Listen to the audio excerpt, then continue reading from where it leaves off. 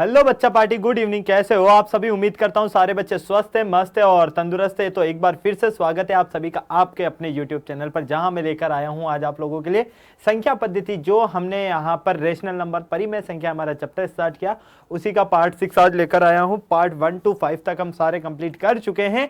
और अगर अभी तक आपने वो पार्ट्स नहीं देखे हैं और आप सोच रहे हो कि कहाँ मिलेंगे, तो फटाफट से वीडियो प्लेलिस्ट में चले जाइए। आपको लाइन से सारे जो पार्ट्स हैं वो मिल जाएंगे। यहाँ पर किसी तरह की कोई परेशानी भी नहीं होने वाली है। यदि आपको किसी तरह की कोई परेशानी हो तो आप लोग बिल्कुल मेरे साथ में बेझिझक अपनी जो प्रॉब्लम्स है वो डाउट शेयर कर सकते हो। वैसे आपको होगी नहीं, क्योंकि अभी तक हमने जितने भी पार्ट पढ़े हैं सबको हमने काफ़ी अच्छे से पूरे डिटेल्स में पढ़ा है। तो अभी हमने जो है लास्ट 3 लेक्चर्स, मतलब क्या थर्ड लेक्चर है, इससे आज से पहले वाले जो 2 लेक्चर थे वो आपके परिमेय संख्याओं के गुणधर्म के बारे में रिलेटेड थे। ठीक है, तो परिमेय संख्याओं के गुणधर्म कौन कौन से हैं? समवृद्ध गुणधर्म, क्रम विनिमयता गुणधर्म और साहचर्यता नियम। इन तीनों को हम जो है स्टेप बाय स्टेप एक एक लेक्चर में कवर कर रहे थे। उसमें से हम 2 लेक्चर्स में कंप्लीट कर चुके हैं 2 गुणों को। आज तीसरे लेक्चर में लास्ट गुण को हम कवर करने वाले हैं। ओके बच्चा पार्टी, तो आप लोगों को बिल्कुल बेझिझक बिना टेंशन के मेरे साथ में सारी प्रॉब्लम शेयर करना है। यदि आपको किसी तरह की कोई प्रॉब्लम आए तो आप मेरे साथ में अपनी प्रॉब्लम शेयर कर सकते हो। वैसे आपको प्रॉब्लम यहाँ पर होने वाली बिल्कुल भी नहीं है। तो चलो भैया, तो आपको जैसा कि पता है क्रम विनिमयता के हम यहाँ पर परिमेय संख्याओं के गुणधर्म हमने कितने देखे? 3 गुणधर्म देखे। सबसे पहले क्लोजर प्रॉपर्टी मतलब समवर्त नियम, दूसरा था हमारा कम्यूटेटिव प्रॉपर्टी मतलब कि क्रम विनिमयता, और तीसरा है हमारा साहचर्यता नियम। क्या है बेटा? साहचर्यता, एसोसिएटिव प्रॉपर्टी जिसको हम इंग्लिश में कहते हैं। तो आपको 1, 2 और 3 ये तीनों ही ध्यान रखनी है। जो ये 3 गुणधर्म है ये आपके लिए बहुत ही ज्यादा इंपॉर्टेंट है। तो इन गुणधर्मों को अगर आपने एक बार ध्यान से समझ लिया फिर कोई दिक्कत नहीं होने वाली है। फिर तो आप बिल्कुल बिना टेंशन घूमिए, आराम से बेझिझक घूमिए। ओके बच्चा पार्टी, तो फटाफट से बता दो भाई, फटाफट से। क्या सारे बच्चे रेडी हो या किसी तरह की कोई प्रॉब्लम है? देख लेते हैं एक बार, सारे बच्चे आ चुके हैं क्या? हाँ भाई, बच्चा पार्टी आ रही है तो आते जाओ, जल्दी जल्दी आते जाओ फटाफट से। फिर शुरू करते हैं हम हमारा जो कारवा है उसे आगे बढ़ाते हैं। ओके, तो देखो भैया, साहचर्यता प्रॉपर्टी की अगर हम बात करते हैं तो साहचर्यता इसका मतलब क्या है? सबसे पहले तो हमें ये देखना है ना, क्योंकि क्रम विनिमयता तो हमने देखा कि क्रमों का क्या होता है, अल्टरेशन होता है। कभी इधर से उधर उठा के फेंका जाता है, कभी उधर से इधर उठा के फेंका जाता है। तो वैसा ही कुछ कंसेप्ट यहाँ पर है। मान लीजिए आपके पास ए, बी और सी, क्या कहा मैंने? ए, बी और सी क्या है? परिमेय संख्या है। क्या है बेटा? यहाँ पर ये आपके पास परिमेय संख्या है। ठीक है, अब आप लोगों को पता है ना, सबसे पहले तो ये बताओ परिमेय संख्या क्या होती है? काफी अच्छे से पता है आपको ए, बी और सी के बारे में तो। ठीक है, अब ए, बी, सी परिमेय संख्या है मान लीजिए आपके पास, ठीक है, या फिर ए, बी, सी संख्याएं हैं, तीनों अलग अलग कंडीशन रहेगी। तो यहाँ पर अलग अलग कंडीशन मतलब कि पूर्णांक संख्या के लिए अलग से देखेंगे, पूर्ण संख्या के लिए अलग से देखेंगे और परिमेय संख्याओं के लिए अलग से, तीनों कंडीशन में अलग अलग देखने वाले हैं। तो जब हम ए, बी, सी की बात करते हैं तो हम यहाँ पर देखते हैं कि जब हम योग की बात कर रहे हैं तो हमारे पास अगर इस तरह से कंडीशन मिलती है, क्या कहा हमने? इस तरह से कंडीशन मिलती है तो हम कहेंगे कि भैया परिमेय संख्या के लिए, किसके लिए? परिमेय संख्या के लिए योग क्या है? योग साहचर्यता के नियम को या साहचर्यता के गुण को क्या करता है? फॉलो करता है। ठीक है, इतना सा ध्यान रखना है आपको और कुछ नहीं ध्यान रखना है। ठीक है, तो देखो भैया, हमने क्या देखा, जैसे कि आपके पास ए है एक परिमेय संख्या और एक बी है और एक सी है। तो जब आप बी और सी को जोड़ते हो पहले और उसमें जब आप ए को जोड़ देते हो, अगर ये बराबर होता है ए प्लस बी के योग के और सी के योग के, तो हम कहेंगे कि परिमेय संख्या के योग गुणधर्म के लिए साहचर्यता नियम क्या होता है? अप्लाई होता है, और नहीं होता है तो हम सीधा सीधा सा इसको मना कर देंगे। बस इतनी सी बात है। ठीक है, ये सारी चीजें जो है हम किस किस के लिए देखने वाले हैं यहाँ पर? एक तो पूर्ण संख्याओं के लिए देखेंगे। किस किस के लिए देखेंगे? पूर्ण संख्या के लिए, दूसरा पूर्णांक संख्या के लिए, ठीक है, और तीसरा जो है परिमेय संख्या के लिए। इन तीनों के लिए हम यहाँ पर इसे पढ़ने वाले हैं। क्लियर? अगर आपको किसी तरह की कोई प्रॉब्लम आए तो बिल्कुल आप लोग मेरे साथ में शेयर कर सकते हो। वैसे आप लोगों को यहाँ पर कोई प्रॉब्लम होने वाली बिल्कुल भी नहीं है। तो सबसे पहले हम पूर्ण संख्या के लिए देखने वाले हैं साहचर्यता का नियम, फिर हम परिमेय संख्या के लिए और पूर्णांक संख्या के लिए भी आगे देखने वाले हैं। ओके बच्चा पार्टी, यदि आपको किसी तरह की कोई प्रॉब्लम आए तो बिल्कुल मेरे साथ में शेयर कर सकते हो। और अगर अभी तक आपने वीडियो को शेयर नहीं किया तो फटाफट से अपने दोस्तों को शेयर कर दो, ताकि सारे बच्चों को एक साथ समझ में आ जाए, किसी तरह की कोई प्रॉब्लम भी ना रहे। तो चलिए भैया, शुरुआत करते हैं इसकी सबसे पहले पूर्ण संख्या के साथ में। किसके साथ में शुरुआत करते हैं? पूर्ण संख्या के साथ में कि साहचर्यता का नियम क्या होता है भाई, है ना। तो चलो यह है साहचर्यता का नियम, साहचर्यता गुणधर्म। ठीक है, क्लियर। चलो पूर्ण संख्या के लिए तो सबसे पहले मुझे ये बताओ कि भैया पूर्ण संख्या क्या होती है। आपके दिमाग में क्या आता है पूर्ण संख्या देखते? सर इंग्लिश में इसको क्या होल नंबर कहते हैं, कैपिटल एल से दर्शाया जाता है। ठीक है भैया, बिल्कुल सही है, कैपिटल डब्ल्यू से दर्शाया जाता है। और जो संख्याएं जीरो से प्रारंभ होती हैं और अनंत तक जाती हैं, क्या कहा हमने? जीरो से प्रारंभ होती हैं और अनंत तक जाती हैं, सारी क्या होती है? पूर्ण संख्याएं होती हैं। ठीक है, ये आपको क्लियर है। अब मान लीजिए आपके पास यहाँ पर तीन पूर्ण संख्याएं हैं। कौन कौन सी? ए, बी और सी, ये तीन पूर्ण संख्याएं हैं। और इन तीन पूर्ण संख्याओं को हमें क्या करना है? यहाँ पर देखना है। मतलब साहचर्यता का नियम सबसे पहले हम योग के लिए देखेंगे। किस किस के लिए देखने वाले हैं ये सारी चीजें भी मैं आपको यही क्लियर कर देता हूँ। साहचर्यता का नियम सबसे पहले आप योग के लिए, फिर व्यवकलन के लिए मतलब कि घटाव के लिए, है ना, फिर आप देखोगे इसको गुणन के लिए, और लास्ट में जो है कौन बचेगा? विभाजन। ठीक है, तो एक जो रहेगा वो रहेगा आपका विभाजन। उसे भी लिख देता हूं, क्यों छोड़ूं, वरना कहोगे कि उसे छोड़ दिया, अकेला था इसलिए, है ना। तो इन सभी के लिए देखने वाले हैं। यदि हम यहाँ पर कोई भी तीन पूर्ण संख्याएं लेते हैं और उनका योग करते हैं तो क्या योग के लिए तीन परिमेय संख्याओं के योग के लिए साहचर्यता नियम लागू होता है या नहीं होता है, ये हमें देखना है। इसी तरह से पूर्णांक के लिए देखना है, इसी तरह से परिमेय संख्याओं के लिए देखना है, और कुछ नहीं करना है। ओके, चलो सबसे पहले परिमेय संख्या में क्या ले लेता हूं? 2, 3 और 4 ले लेता हूं। ठीक है, क्लियर। तो मैंने क्या कहा, हमारे पास तीन परिमेय संख्या है, a प्लस बी प्लस सी। ठीक है, इनका योग कर रहे हैं इसलिए प्लस आया है। तो अगर हमारे पास ये बराबर मिलता है किसके? a प्लस बी प्लस सी के, अगर ये दोनों मान बराबर आते हैं तो हम कहेंगे कि तीन पूर्ण संख्याओं के लिए साहचर्यता का नियम लागू होता है। ठीक है, चलो सबसे पहले कैसे देखोगे भैया? a का मान कितना? 2, b का मान कितना? 3 और c का मान कितना? 4। और यहां से फटाफट से देखो, यहां से देखो भाई फटाफट से, यहां से कितना मिलता है आपको? a का मान कितना है आपके पास? 2, b का मान 3 और c का मान 4। क्लियर, कोई दिक्कत नहीं। ये कितना हो जाएगा? 2 + 7 और ये कितना हो जाएगा? 5 + 4। तो यहाँ से भी 9 मिलता है और यहाँ से भी 9 मिलता है। तो भैया हम तो सीधा सीधा सा देख रहे हैं कि दोनों मान हमें क्या मिल रहे हैं? बराबर मिल रहे हैं। दोनों मान हमें कैसे मिल रहे हैं? बराबर मिल रहे हैं। तो भैया योग के लिए क्या कहेंगे हम? तीन पूर्ण संख्याओं में योग के लिए साहचर्यता का नियम लागू होता है। ठीक है, यहाँ साहचर्यता का नियम क्या होता है? लागू होता है। ठीक है, राइट लगा देता हूं, मतलब कि लागू होता है। ठीक है, इसी तरह से हमें देखना है सेकंड व्यवकलन के लिए। किसके लिए? व्यवकलन के लिए, मतलब कि घटाव के लिए। ध्यान से देखना, सारी चीजें एक साथ क्लियर हो जाएगी। मान लीजिए आपके पास ए का मान कितना है? 4, बी का मान है 3 और सी का मान है 2। ठीक है, इनको क्या करना है? घटाना है। जैसे अभी हमने यहां देखा। ठीक है, a माइनस बी माइनस सी किसके बराबर? a minus B minus C के। अगर ये हमें बराबर मिलता है तो हम कहेंगे कि साहचर्यता का नियम लागू होता है, नहीं मिलता है तो नहीं कहेंगे। ठीक है, सबसे पहले हम इसको सॉल्व कर रहे हैं, सिर्फ इसको, क्योंकि जगह कम है ना अभी, तो इसको एक एक को सॉल्व करते हैं। a का मान कितना है? 4 माइनस 3 माइनस 2, तो कितना मिलेगा यहाँ से? 4 माइनस और 1। ठीक है, तो यहाँ पर कितना मिलेगा? 3 मिलेगा। कितना मिला? 3। इसी तरह से इसको देखते हैं। अब इसको देख रहे हैं, a का मान कितना है भाई? a का मान देखो 4, b का मान कितना है?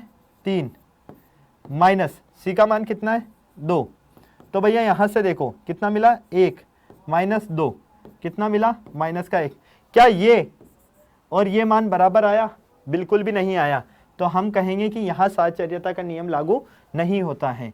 ठीक है, यहाँ साहचर्यता का नियम लागू नहीं होता है, ये बात ध्यान रखना। योग के लिए लागू होता है, व्यवकलन के लिए लागू नहीं होता है। क्यों? क्योंकि अगर ये मान बराबर आ जाते तो लागू होता, नहीं आ रहे मतलब लागू नहीं होगा।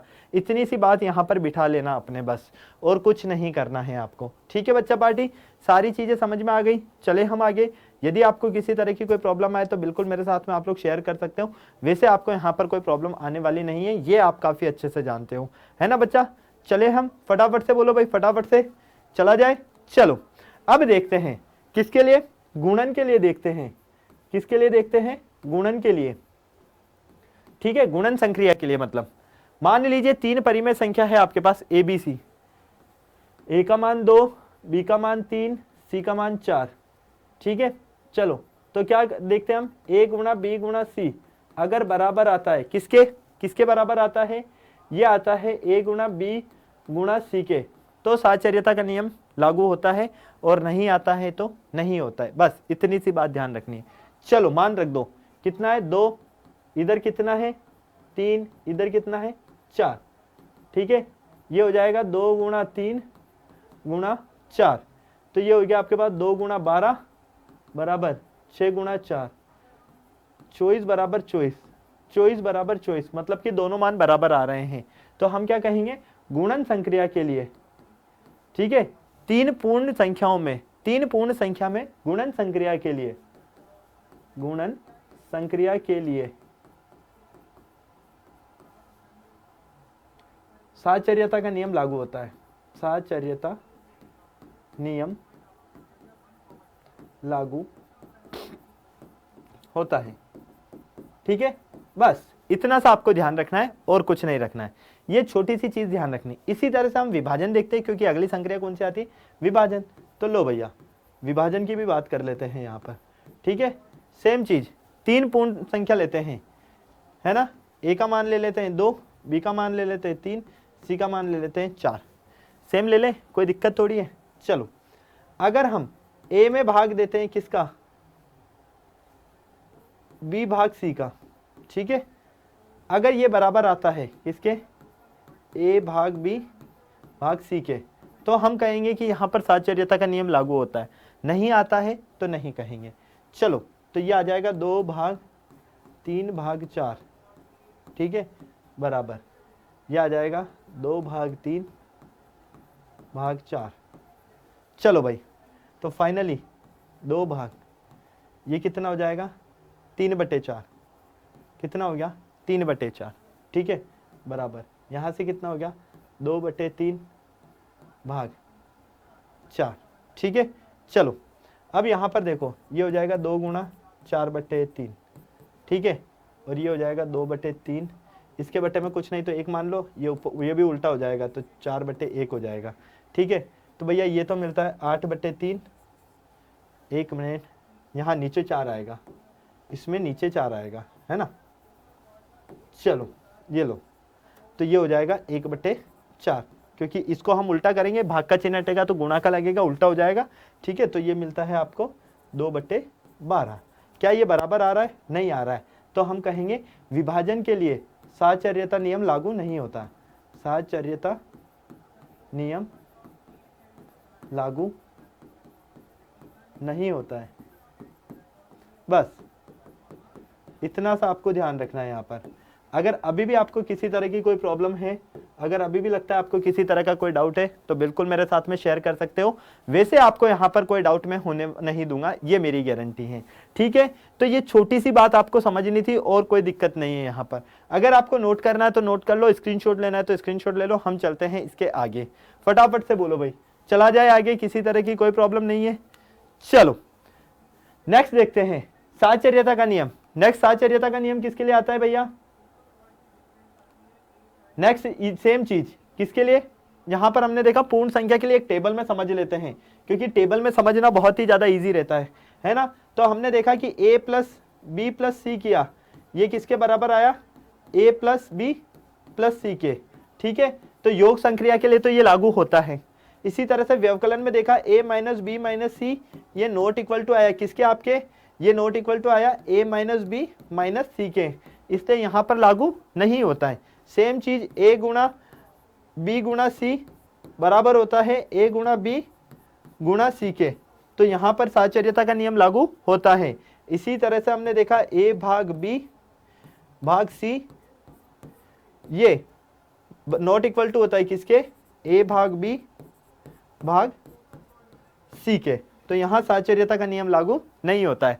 बस ये आपको ध्यान रखना है। अगर आपने इस छोटी सी टेबल में ध्यान दे लिया ना, सारी चीजें क्लियर है, मामला सेट है, बस और कुछ नहीं है। एकदम बच्चों जैसे वाले, क्योंकि चाहे इनके लिए कितने उदाहरण करते जाओ कोई फर्क नहीं पड़ने वाला है। जो ये है टेबल के रिजल्ट यही रहने वाले हैं, इसीलिए मैं आपको इसमें उदाहरण कम करा रहा हूं। ओके, चलो नेक्स्ट देखते हैं पूर्णांक संख्या के लिए। तो पहले तो आपको पता होना चाहिए कि पूर्णांक संख्या क्या होती है। सभी बच्चों को पता है, इंग्लिश में इसे इंटीजर्स कहते हैं, कैपिटल आई या कैपिटल जेड से व्यक्त करते हैं, ठीक है। और ऐसी संख्या सभी को पता है काफी अच्छे से, अगर हम पूर्ण संख्याओं के साथ साथ में, किसके, पूर्ण संख्याओं के साथ साथ में यदि ऋणात्मक संख्याओं को भी ले लेते हैं, पूर्ण संख्याओं के साथ साथ में यदि हम ऋणात्मक संख्याओं को भी ले लेते हैं तो क्या मिलता है, हमें पूर्णांक संख्या मिलती है, ठीक है। सेम चीज यहां पर भी साहचर्यता का जो ये नियम नजर आ रहा है, योग के लिए चेक करोगे, व्यवकलन के लिए चेक करोगे, गुणन के लिए करोगे और विभाजन के लिए करोगे, बस यही हमें यहाँ पर ध्यान रखना है, ठीक है। किस किस में साहचर्यता का नियम लागू होता है, कौन कौन सी संक्रिया में और कौन सी में नहीं होता है, बस मामला सेट है इसी में आपका, ठीक है। चलो तो आओ देखते हैं एक एक बार सभी को वापस से। सबसे पहले योग के लिए, ठीक है, वही सेम चीज, वही आपके ए बी और सी रहने वाले हैं, ए प्लस बी प्लस सी। अगर ये इक्वल आता है ए प्लस बी प्लस सी के तो आपका मामला सेट है, नहीं आता है तो मना कर देंगे, ठीक है। चलो ए का मान लेते हैं हम यहाँ पर 2, बी का लेते हैं -3 और सी का लेते हैं 4, ठीक है। क्लियर, किसी को कोई प्रॉब्लम नहीं। चलो तो योग संक्रिया के लिए देखते हैं। तो अगर हम यहाँ पर देखें तो 2 प्लस -3 प्लस 4, अगर ये बराबर मिल जाए किसके, 2 प्लस -3 प्लस 4, ठीक है, अगर ये दोनों मान बराबर मिल गए तो हम क्या कहेंगे, योग संक्रिया के लिए साहचर्यता का नियम लागू होता है। नहीं मिलते हैं तो नहीं होता है, बस इतनी सी बात है और कुछ नहीं। चलो तो ये हो जाएगा आपके पास यहाँ पर 2 प्लस, यहाँ से कितना मिलेगा आपको 1, क्योंकि यहाँ से मिलता है 1, ठीक है। ब्रैकेट को सॉल्व करेंगे पहले। चलो यहाँ से कितना मिलता है आपको, माइनस का 1, ठीक है, और प्लस 4, तो यहाँ से मिलेगा आपको 3 और यहाँ से भी मिलेगा आपको 3। तो हमने क्या देखा, ये जो हमारे पास है a प्लस बी प्लस सी बराबर a प्लस बी प्लस सी, ठीक है, ये दोनों मान अगर हमारे पास बराबर आ रहे हैं तो यहाँ साहचर्यता का नियम लागू होता है। साहचर्यता नियम लागू होता है, ठीक है। बस ये आपको ध्यान रखना है और कुछ नहीं है, इतनी सी चीज आपको यहां पर ध्यान देनी है, इसके अलावा कुछ ध्यान नहीं रखना है। अगर ये बराबर आ रहा है तो साहचर्यता नियम है, नहीं आ रहा है तो नहीं है। बस इसमें ध्यान रखना, पूर्णांक संख्या 3 लोगे, ए बी और सी, 3 कुछ भी ले सकते हो आप, ए में कुछ भी रखो, बी में कुछ रखो, सी में कुछ रखो, मर्जी आपकी, ठीक है। चलो इसी तरह से हम व्यवकलन के लिए चेक करते हैं, क्योंकि व्यवकलन के लिए भी चेक करना बहुत ज्यादा जरूरी है, ठीक है। तो ए का मान रखते हैं यहाँ पर कितना, -3, बी का मान रखते हैं 4 और सी का मान रखते हैं 6, ठीक है। चलो इसमें क्या होगा, a minus B minus C equal होना चाहिए किसके, a minus B minus C के। अगर इक्वल है तो साहचर्यता का नियम लागू होगा, अगर ये दोनों मान बराबर नहीं आ रहे हैं तो साहचर्यता का नियम लागू नहीं होगा। बस LHS और RHS, वाम पक्ष और दायां पक्ष, बायां पक्ष और दायां पक्ष, ये आप लोगों के पास बराबर आने चाहिए। बराबर आ रहे हैं तो साहचर्यता का नियम लागू है, नहीं आ रहे हैं तो मना कर दो कि भैया नहीं है। बस आओ रखे मान, -3 माइनस बी का मान कितना है 4, सी का मान कितना है 6, बराबर ये हो जाएगा -3 -4 और -6। क्या किसी तरह की कोई प्रॉब्लम नहीं, ये -3 माइनस यहाँ से कितना मिलेगा, -2, यहाँ से हो जाएगा -7 और -6, ठीक है। तो -3 माइनस माइनस प्लस, +2, ये हो जाएगा -13, तो यहाँ से मिलेगा -1 और -13। तो लो भैया क्या बराबर आया, नहीं आया, यहाँ तो -1 आया और यहाँ -13 आया, तो क्या यहाँ पर साहचर्यता का नियम लागू होगा, फटाफट से बताओ भाई, यहाँ साहचर्यता का नियम लागू होगा, नहीं होगा, नहीं होगा भाई, नहीं होगा, ठीक है। तो हम क्या कहेंगे, साहचर्यता का नियम लागू नहीं होता है, साहचर्यता का नियम लागू नहीं होता है, नहीं होता है, बस इतनी सी बात है और कुछ नहीं है। ओके, मामला सेट है। अगर ये दोनों बराबर आ जाते तो साहचर्यता का नियम लागू होता, नहीं आ रहे तो नहीं होगा। इतनी सी बात ध्यान रखना, ठीक है। तो हमने रिजल्ट में देखा कि बराबर नहीं आए, इसलिए हमने नॉट इक्वल टू कर दिया यहाँ पर। ये मैं आप लोगों को पहले इसीलिए लिख के बता रहा हूँ ताकि आप लोगों को कंफ्यूजन ना रहे कि भैया ABC का आखिर में करा क्या है। कुछ नहीं किया, इनकी जगह इधर उधर की है और कुछ नहीं करते हैं, ठीक है। चला जाए आगे, फटाफट से बोलो भैया। तो चलो भैया, पूर्णांक संख्या में योग के लिए देखा और व्यवकलन के लिए देखा। योग के लिए होता है, व्यवकलन के लिए नहीं होता है। तो इसी तरह से बचा कौन आगे? आगे कौन बचा भाई? गुणन बचा। कौन बचा? गुणन। गुणन संक्रिया के लिए देखो भैया, A का मान ले लो 3, B का मान ले लो -4, C का मान ले लो 5, ठीक है। गुणन संक्रिया के लिए देख लो फटाफट से, सेम चीज, कुछ नहीं करना है, वही जो करते हैं A गुणा B गुणा C अगर बराबर होता है A गुणा B गुणा C के, तो हम कहेंगे साहचर्यता का नियम लागू होता है, और बराबर नहीं है तो लागू नहीं होता है। चलो, तो ये हो जाएगा, देखो आपके पास 3 गुणा -4 गुणा 5 बराबर 3 गुणा -4 गुणा 5, ठीक है। चलो, 3 गुणा -20 -12 गुणा 5, ठीक है। चलो, तो -60 और ये हो गया -60। ये लो भैया, ये तो दोनों मान बराबर आए, ये दोनों मान बराबर आए। अगर ये दोनों मान बराबर हैं तो साहचर्यता का नियम लागू होता है। साहचर्यता का नियम लागू होता है। बस किसके लिए? गुणन संक्रिया के लिए। तो हमने क्या देखा? पूर्णांक संख्या में योग के लिए हुआ है और गुणन के लिए हुआ है। अब कौन? व्यवकलन के लिए नहीं हुआ, तो विभाजन के लिए देखते हैं कि विभाजन के लिए भी होता है या नहीं होता है। चलो, तो हम देखते हैं यहाँ पर विभाजन। क्या देखते हैं? विभाजन। ध्यान से देखना, आंखें खुली रखना, वरना कभी भी कुछ भी पंगे हो सकते हैं, कहीं कोई भी डाउट हो सकता है, ठीक है। चलो, विभाजन के लिए देखते हैं। किसके लिए? विभाजन के लिए। यदि आप यहाँ पर देख रहे हो A का मान 4, B का मान 5 और C का मान 7, इनको देख रहे हो, तो आओ भाई आओ, सेम चीज A में भाग देंगे किसका? B भाग C का। यदि ये बराबर आता है A भाग B भाग C के, तो साहचर्यता के नियम का पालन करेगा, और नहीं आता है तो नहीं करेगा। चलो भैया, तो हमारे पास ये रहे, तो हम देखते हैं 4 भाग 5 भाग 7 बराबर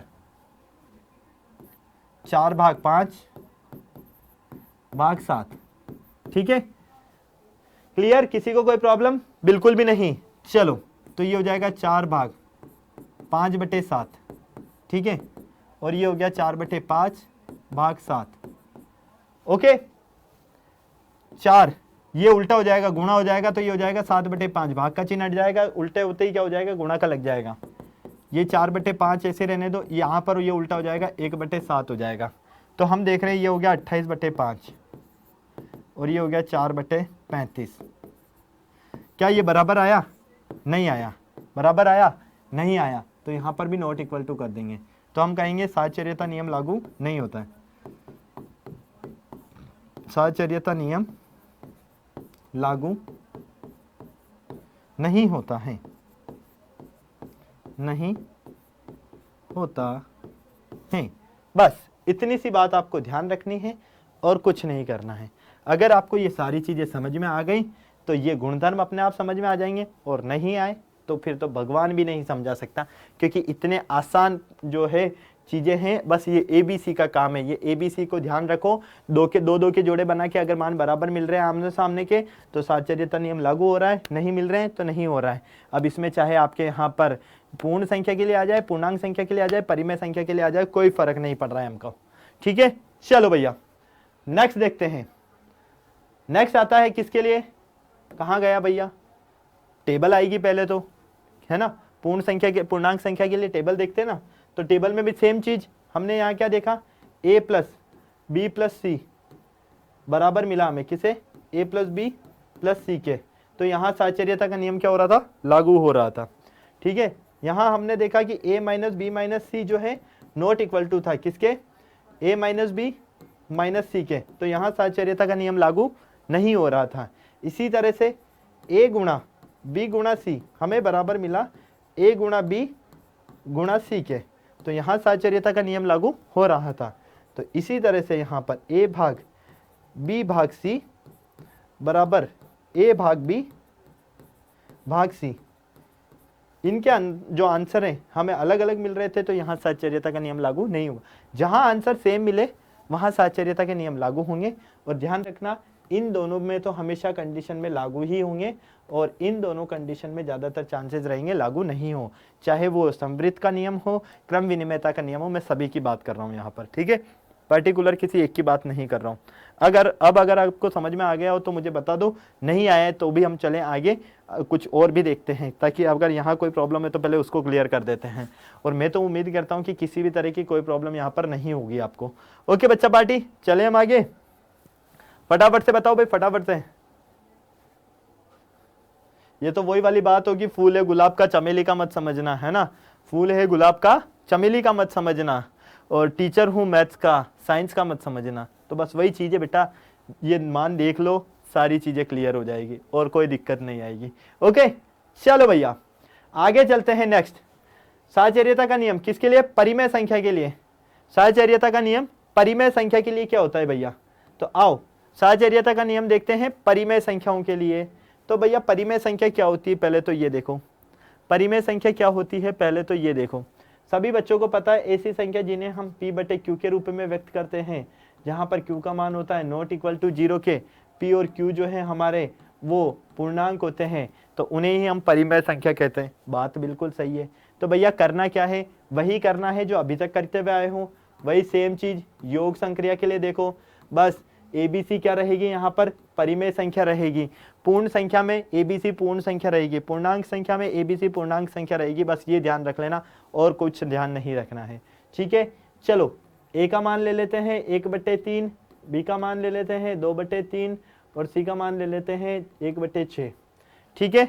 चलो योग के लिए चेक करते हैं, तो सेम चीज 1/3 प्लस 2/3 प्लस 1/6, क्या ये बराबर होगा किसके? 1/3 प्लस 2/3 प्लस 1/6 के, ठीक है। चलो 1/3 को ऐसे रहने दो, प्लस यहां पर ध्यान से देखो, दोनों का एलसीएम लो, 3 और 6 का, 3 और 6 का एलसीएम लेते हो तो 6 आएगा। 3 के पाड़े में 6 दो बार, 2 को 2 से गुणा किया 4, प्लस 6 के पाड़े में 6 एक बार, 1 को 1 से गुणा किया 1, तो ये हो जाएगा 1/3 प्लस 5/6, ठीक है। चलो भैया फटाफट से देखो, यहाँ पर एलसीएम कितना आएगा 6, 3 के पाड़े में 6 कितनी बार में आता है? 2 बार में। 2 को अगर 1 से गुणा करोगे 2, 6 के पाड़े में 6 एक बार में, ये मिलेगा आपको 5। तो फाइनली ये कितना मिला? 7/6। कितना मिला भैया? 7/6। तो इधर वाले को भी सॉल्व कर लेते हैं, इधर वालों ने हमारा क्या बिगाड़ा है ना। तो ये हो जाएगा आपके पास एलसीएम 3, तो यहाँ पर 1 + 2 मिलेगा और यहाँ से 1/6 ही मिलेगा, क्योंकि हमें पता है ना जब हमारे पास हर समान है तो अंश में कोई परिवर्तन नहीं आने वाला है एलसीएम में। चलो तो फाइनली आपने देखा ये मिला 3/3 और ये हो गया आपके पास 1/6। आप चाहो तो इसको काट भी सकते हो, नहीं काटना है तो रहने दो, कोई दिक्कत नहीं है, ठीक है। फिर से दोनों का एलसीएम लो, 6 आएगा। 3 के पाड़े में 6 कितनी बार में? 2 बार में। 2 को 3 से गुणा करो 6, 6 के पाड़े में 6 कितनी बार में? 1 बार में। 1 को 1 से गुणा करो 1, तो भैया यहाँ कितना मिलता है? 7/6। तो हमें सीधी सी बात पता चली, दोनों तरफ 7/6 बराबर 7/6 है। हमें समझ में एक ही बात आई है पूरे में कि जब हमने ए में जोड़ा किसको? B + C को, तो ये बराबर आया A + B + C के। तो जब ये कंडीशन हमारी बराबर फुलफिल हो रही है तो हम कहेंगे साहचर्यता नियम लागू होता है, साहचर्यता नियम लागू होता है, ठीक है। बस ये ध्यान रखना है आपको। अगर ये चीज आपको समझ में आ गई फिर कोई डाउट नहीं रहने वाला है जिंदगी में। बस यही चीज हमें व्यवकलन के लिए देखनी है जो अभी किया है, और कुछ नहीं करना है, ठीक है। चलो आओ भाई, योग के लिए चेक कर लिया, व्यवकलन के लिए चेक कर लेते हैं, मतलब कि विभाजन के लिए, सॉरी घटाव के लिए। थोड़ा ज़्यादा एक्साइटेड हो जाता हूँ मैं कभी कभार, है ना। ये हुए 2/5 और B का मान है परिमेय संख्या है ना, B का मान ले लेते हैं 4/7 और C का मान ले लेते हैं 1/2। नहीं कुछ थोड़ा मिलता जुलता लेते हैं वरना दिक्कत हो जाएगी, है ना। इतना बड़ा एलसीएम आएगा जो हल करते रहेंगे। फिर यहाँ ले लेते हैं 10 और यहाँ ले लेते हैं 5। चलो क्योंकि समझना ही तो है, आओ देखते हैं। अभी दूसरे में चेंज कर लेंगे, फिर टेंशन मत लो, मस्त रहो। चलो यहाँ देखो 2/5, ठीक है, घटाओगे किस में से, 4/10 माइनस 1/5 किसके बराबर आना चाहिए, ये बराबर आना चाहिए 2/5 माइनस 4/10 माइनस 1/5 के, ठीक है।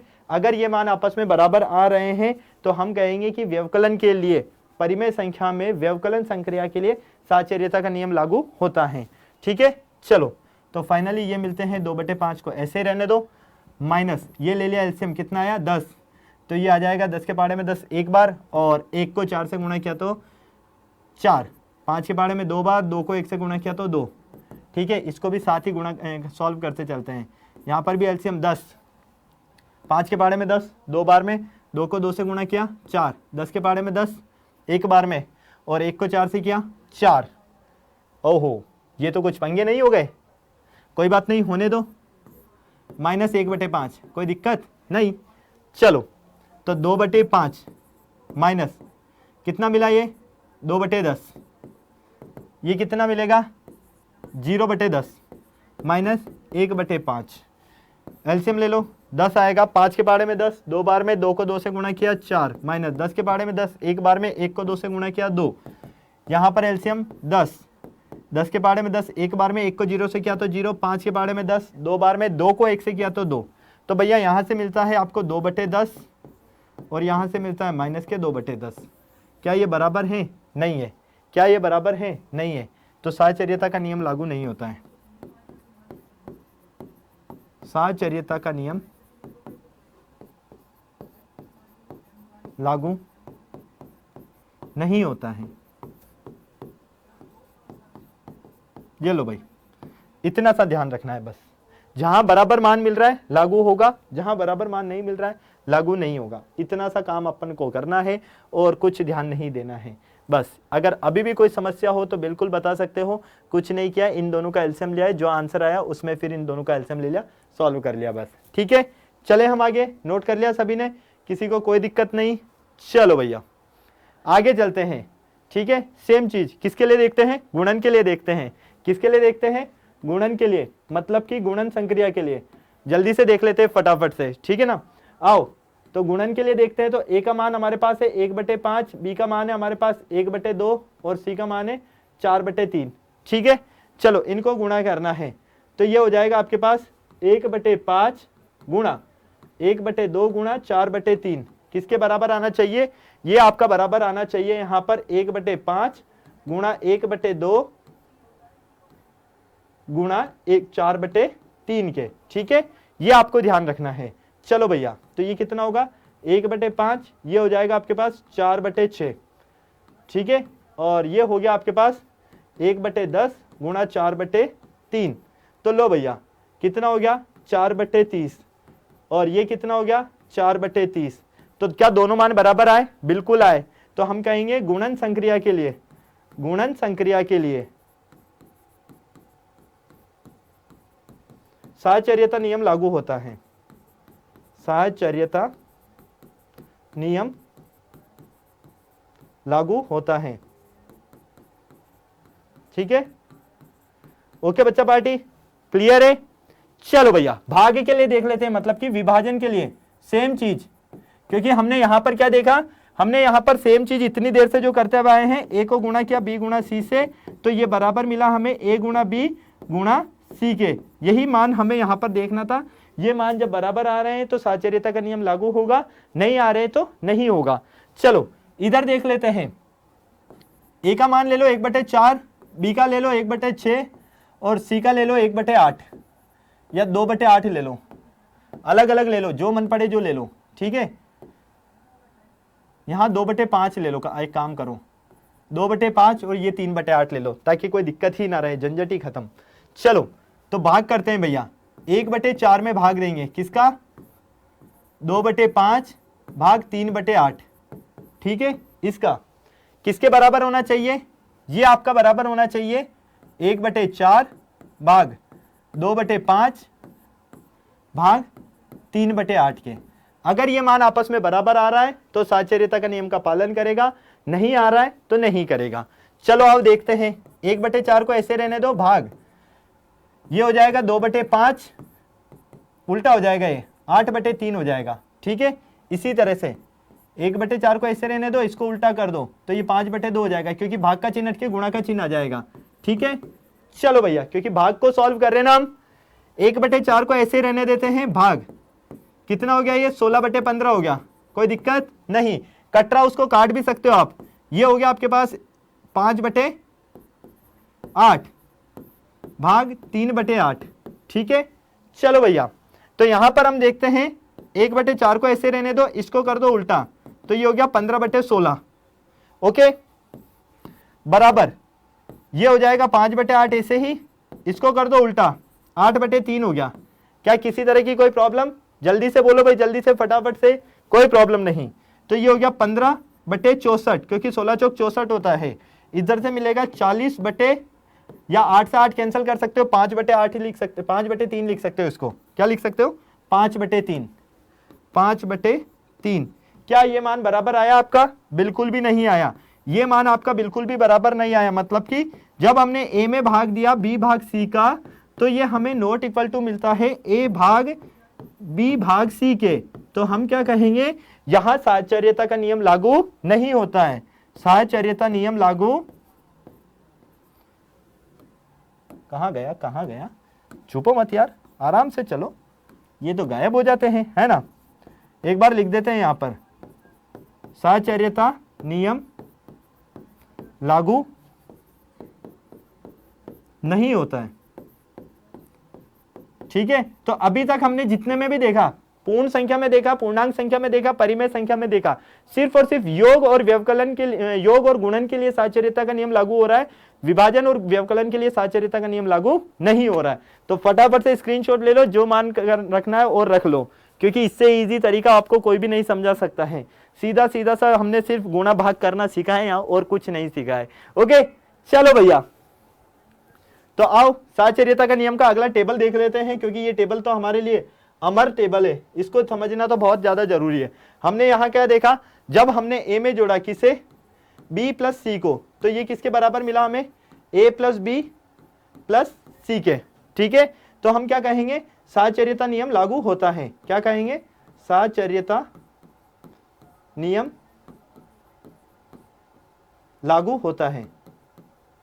ठीक है, क्लियर। चलो, आपने यहां देखा, जब आपने ए में से घटाया बी माइनस सी को, और आपने ए में से घटा ए माइनस बी में से घटाया सी को, तो क्या ये मान बराबर मिला? बिल्कुल भी नहीं मिला, तो नियम लागू नहीं होता है। लागू नहीं होता है, डायरेक्टली लिख देता हूं मैं, लागू नहीं होता है। ठीक है, मतलब साहचर्यता का नियम लगा लेना। ओके, चलो, इधर देखा हमने ए को जब गुणा किया किससे, बी गुणा सी से, तो हमें ये बराबर मिला ए गुणा बी गुणा सी के, मतलब यहां नियम लागू होता है। ठीक है, और यहां हमने देखा ए में जब भाग दिया किसमें, बी भाग सी में, ए में भाग दिया बी भाग सी का, तो ये हमें ए भाग बी भाग सी नॉट इक्वल टू मिला।